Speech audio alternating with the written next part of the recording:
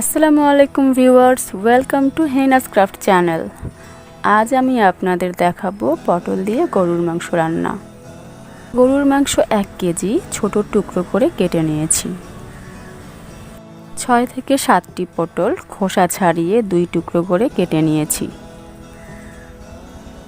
আর লাগছে রান্নার তেল, পেঁয়াজ কুচি, হলুদ গুঁড়ো, মরিচ গুঁড়ো, জিরা পেস্ট, গরম মশলা পেস্ট, আদা ও রসুন পেস্ট, তেজপাতা, লবণ। ভিউয়ার্স, এবার চুলায় প্যান বসিয়ে 1.5 কাপ পরিমাণ তেল ও গরুর মাংস দিয়ে দিতে হবে। রান্নাটাও খুব সহজ, আবার খেতেও খুব মজার। এবার এক এক করে সব উপকরণগুলো দিয়ে দিতে হবে। পেঁয়াজ কুচি 1 কাপ পরিমাণ, স্বাদ মতো লবণ, হলুদ গুঁড়ো 2 চা চামচ, মরিচ গুঁড়ো 3 চা চামচ, ঝাল ঝাল খেতে ভালো লাগে।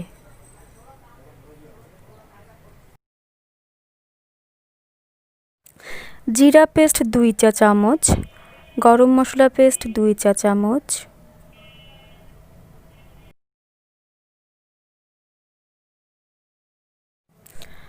আদা পেস্ট হাফ টেবিল চামচ, রসুন পেস্ট হাফ টেবিল চামচ।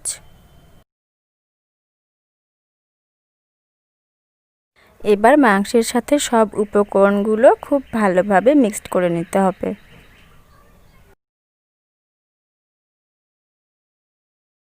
ভিউয়ার্স, আপনারা যারা আমার চ্যানেলটি অলরেডি সাবস্ক্রাইব করেছেন তাদেরকে অনেক অনেক ধন্যবাদ। আর আপনি যদি আমার চ্যানেলে নতুন হয়ে থাকেন তাহলে আমার রান্নার ভিডিওটি ভালো লাগলে আমার চ্যানেলটি সাবস্ক্রাইব করুন। ভিউয়ার্স, আপনাদের সবাইকে সম্পূর্ণ ভিডিও দেখার অনুরোধ করছি। খুব ভালোভাবে মিক্সড করা হয়ে গেছে। এবার পটলগুলো দিয়ে দিতে হবে। আবার একটু ভালোভাবে পটলের সাথে মাংসগুলো মিশিয়ে নিব।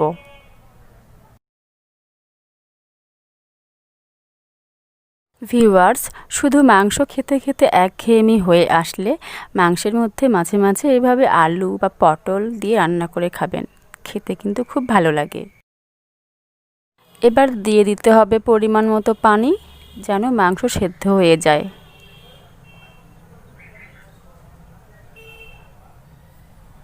তিন চারটি তেজপাতা দিয়ে দিচ্ছি। এবার ঢাকনা দিয়ে 20 থেকে 25 মিনিট রান্না করতে হবে। ফিরে আসলাম 25 মিনিট পর। পটলগুলো প্রায় সেদ্ধ হয়ে গেছে।